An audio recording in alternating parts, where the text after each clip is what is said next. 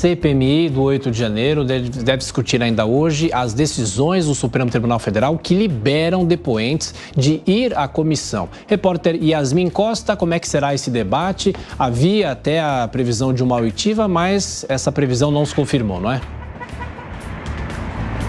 Pois é, Tiago, Osmar Crivellati, ex-assessor do ex-presidente Jair Bolsonaro, era o esperado hoje na CPMI do 8 de janeiro, mas por uma decisão do ministro André Mendonça, do Supremo Tribunal Federal, ele ficou desobrigado a ir. Não precisa, ele até pode ir à comissão, mas não é obrigado, não tem esse compromisso, inclusive se for, pode permanecer em silêncio, não precisa falar a verdade e não estaria ali estaria, na verdade, na condição de testemunha e não de investigado. Essa solicitação foi feita pela própria defesa de Crivellati, que foi ao Supremo Tribunal Federal, avaliando que o ex-assessor de Jair Bolsonaro estaria indo não exatamente na condição de testemunha, e sim de investigado, visto que uma série de quebras de sigilo dele já tinham sido feitas pela comissão.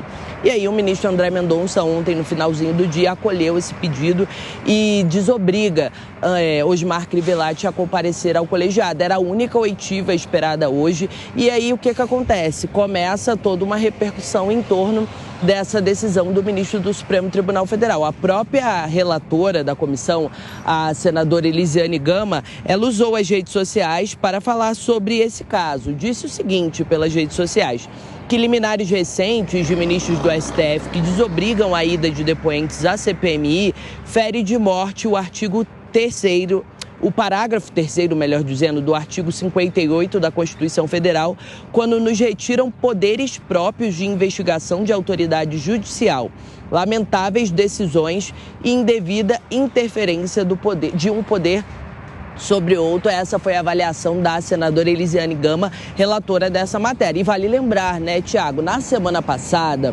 houve também uma decisão nesse mesmo sentido, só que uma decisão do ministro Nunes Marques, agora é uma decisão de André Mendonça. Na semana passada foi de Nunes Marques, que desobrigou a ex-secretária de Segurança Pública aqui do Distrito Federal de participar, de ir também ao colegiado. E na época, o presidente da CPI, na semana passada, da CPMI, o deputado Arthur Maia, classificou como lamentável essa postura do Supremo Tribunal Federal. Na avaliação de Arthur Maia, isso era uma clara interferência do Poder Judiciário dentro das decisões do Poder Legislativo, no caso específico da CPMI, e na oportunidade, o próprio presidente da CPMI disse o seguinte, que era preciso que decisões do Supremo Tribunal Federal fossem homogêneas, fossem no mesmo sentido sempre, porque existem investigados que vão ao Supremo e conseguem somente o direito de permanecer o silêncio, mas ficam obrigados a comparecer,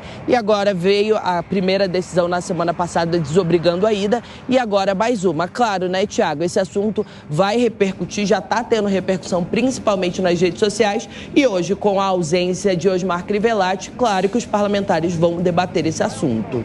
Estaremos acompanhando o início da sessão aqui ainda nessa edição do Jornal da Manhã, para saber como é que os parlamentares vão se comportar, essa discussão, e se há possibilidade de novas convocações, votação de novos requerimentos. Yasmin Costa, até daqui a pouco. Bom,